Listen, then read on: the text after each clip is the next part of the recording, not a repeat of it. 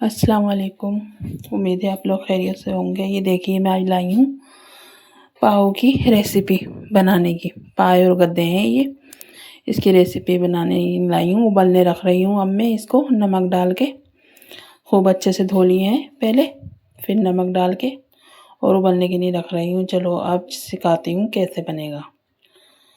ये है मसाला, ये है प्याज हमने पीस के लिए, ये है अदरक लहसुन पीस लिया है तीनों चीज़ों को, और ये है धनिया।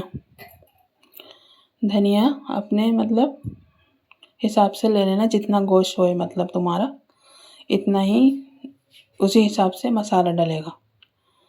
मैंने 2 चमचों का करीब डाला है धनिया। अब ये है मिर्चें लाल पिसी हुई, ये भी ऐसी डाली है। 2 चमचों के करीब मिर्च डाली है, क्योंकि हमारे यहाँ ज़्यादा चटपटा खाया जाता है तो तेज़ डाली है मैंने मिर्च। ये हल्दी की चुटकी है, हल्दी ज़्यादा नहीं पड़ेगी क्योंकि हल्दी से ज़्यादा सालन ख़राब हो जाता है, ज़्यादा हल्दी पड़ जाती है तो इसलिए इतनी हल्दी पड़ेगी।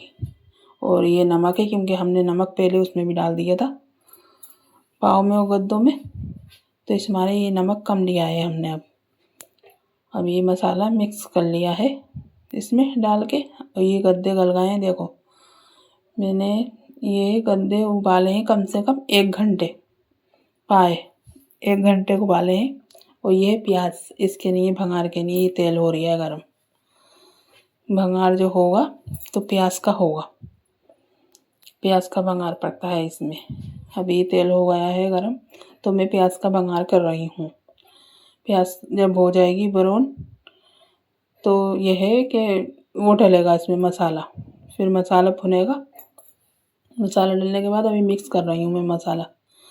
अच्छे तरीके से मिक्स कर लेना, सारा मसाला मिला लेना इसमें मतलब। और मिक्स करने के बाद में फिर जो है मसाला तुम डालना तेल में जब प्याज वो हो जाए। तो ये भी अच्छे से गल गए हैं, हो 1 घंटे गलाए थे मैंने, जब जाके ये गले हैं। क्योंकि इसमें बहुत टाइम लगता है, कुकर में गलाए हैं तो वो जल्दी मतलब हो गए, नहीं तो और ज़्यादा देर लगती।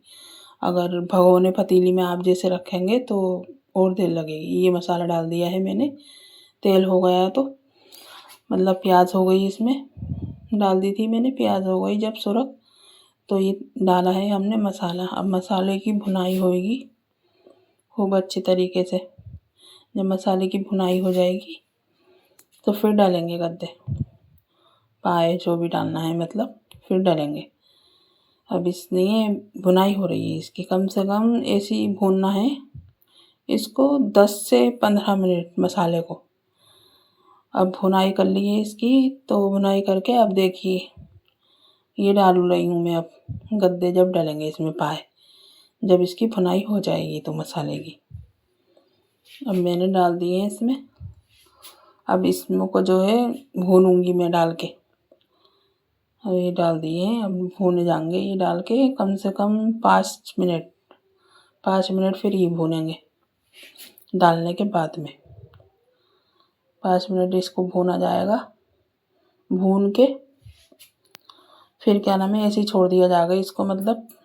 क्योंकि पानी नहीं डालना है, पानी जो था वो गद्दों में ही था हमारे पाव में। जब हमने उबाले हैं तो पानी थोड़ा बहुत उसमें ही रह गया था, तो पानी नहीं डालना है। और आपको यह है कि जितने पतले रखना है मतलब आप डाल भी सकते हैं, लेकिन मुझे तो ज़रा ये कि ज़्यादा पतले नहीं रखना थे तो मैंने इस मारे कि उसके हिसाब से ही रखा है। ये देखिए अब ढकना लगा दिया है। अब इसमें कम से कम 1 सीटी देना है, मतलब मसाला जो है उसमें बैठ जाए, हमारे पाव में गद्दों में मसाला जो है बैठ जाए उसमें, तो इसलिए 1 सीटी देना है आपको। ये देखिए बन के तैयार हो गया है। देख कितना अच्छा लग रहा है। आप लोग भी इसी तरह घर में बना सकते हैं। आज के लिए इतना ही। अल्लाह हाफिज़।